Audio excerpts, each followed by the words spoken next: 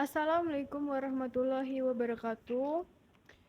Kembali lagi kepada saya Dela Putriwati dari Universitas Islam Negeri Fatmawati Soekarno Bengkulu dari Prodi Tadris IPS. Pada kesempatan ini saya ingin membahas tentang pencegahan erit.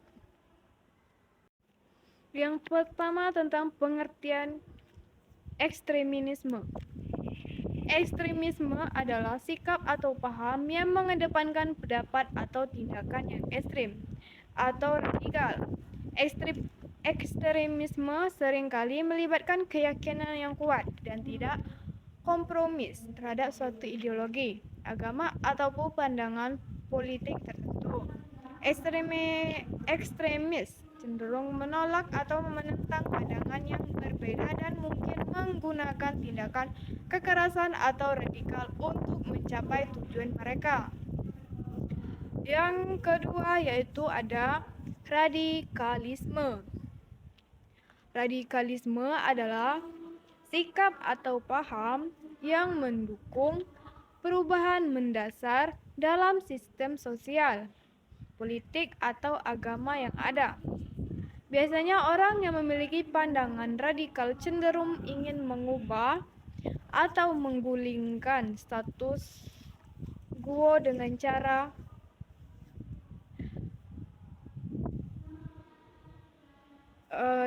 cara yang drastis atau ekstrem. Namun tidak semua bentuk radikalisme melibatkan kekerasan.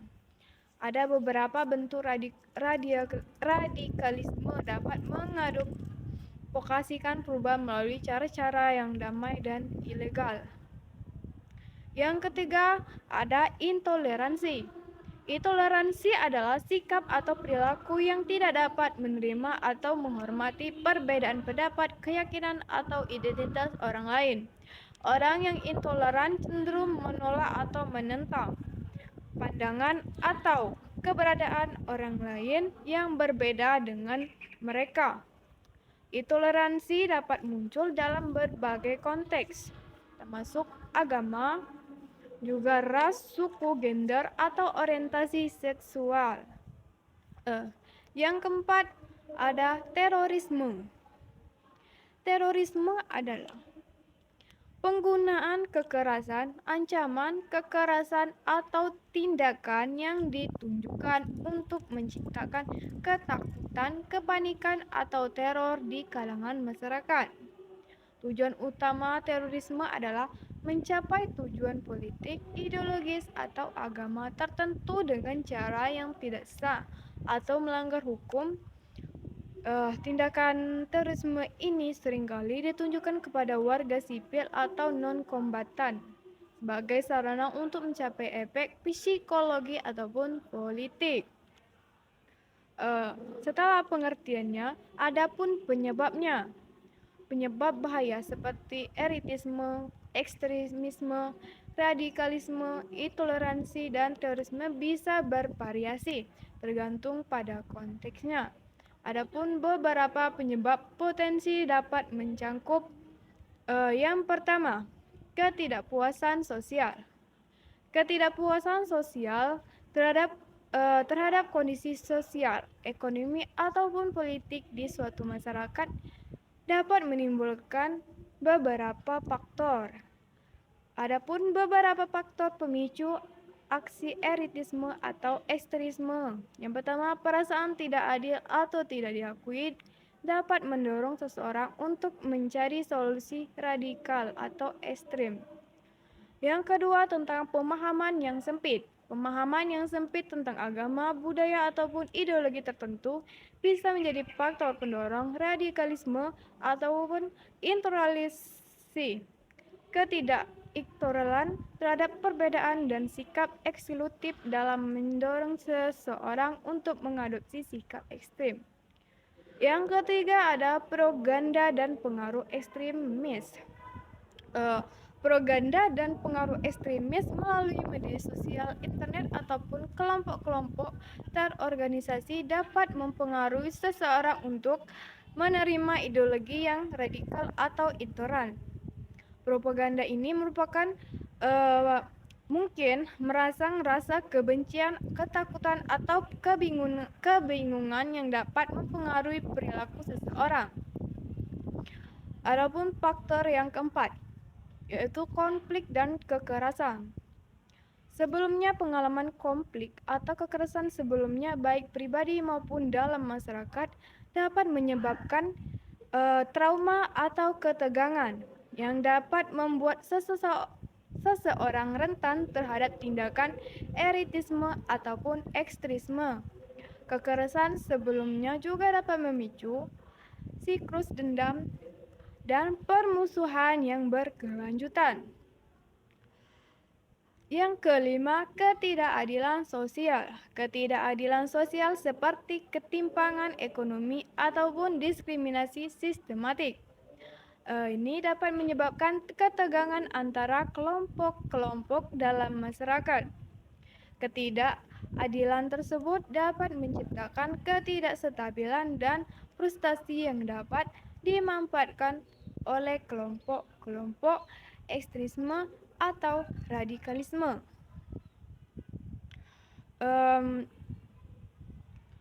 Adapun untuk mencegah bahaya seperti erotisme, radikalisme, intoleransi, dan terorisme, ada beberapa langkah yang bisa diambil. Yang pertama, pendidikan. Penting untuk mengedukasikan masyarakat tentang nilai-nilai saling pengerti, keragaman, dan perdamaian. Pendidikan yang mendalam dan inklusif dapat membantu mencegah pemikiran sempit dan juga meningkatkan pemahaman tentang perbedaan budaya, agama, dan sudut pandang yang ada di masyarakat. Yang kedua, pembangunan ekonomi. Mengeratkan kesenjangan ekonomi di masyarakat dapat membantu mengurangi ketegangan sosial dengan menciptakan peluang kerja dan meningkatkan kesejahteraan ekonomi. Secara keseluruhan dapat mengurangi ketidakpuasan dan frustasi sosial yang dapat menghasilkan ekstremisme. Yang ketiga, promosi toleransi. Melalui kampanye publik, acara komunitas, dan dialog antar agama penting untuk mempromosikan nilai toleransi dan keagamaan. Menekan pentingnya menghargai perbedaan dan membangun hubungan yang saling menguntungkan dalam masyarakat. Yang keempat, penguatan hukum. Melalui penguatan hukum, melakukan penggerakan hukum yang ketat terhadap tindakan terorisme dan kekerasan radikalisme dapat mengirim pesan tegas bahwa tindakan tersebut tidak akan ditoleransi di masyarakat. Yang kelima, pembangunan kesadaran komunitas. Mengembangkan program kesadaran komunitas yang membantu mengidentifikasikan tanda-tanda radikalisme atau ekstremisme dalam komunikasi dapat membantu mencegah penyebarannya. Komunitas dapat memainkan peran penting dalam mengidentifikasi dan melaporkan aktivitas yang merugikan.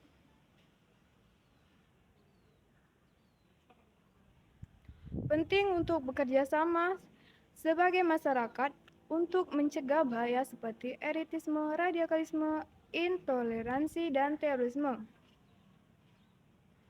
Dengan mengambil langkah-langkah ini, kita dapat membangun masyarakat yang aman, inklusif, dan damai.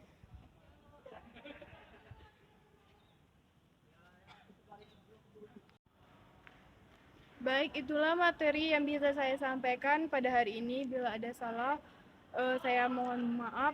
Wabillahi taufiq wal hidayah. Wassalamualaikum warahmatullahi wabarakatuh.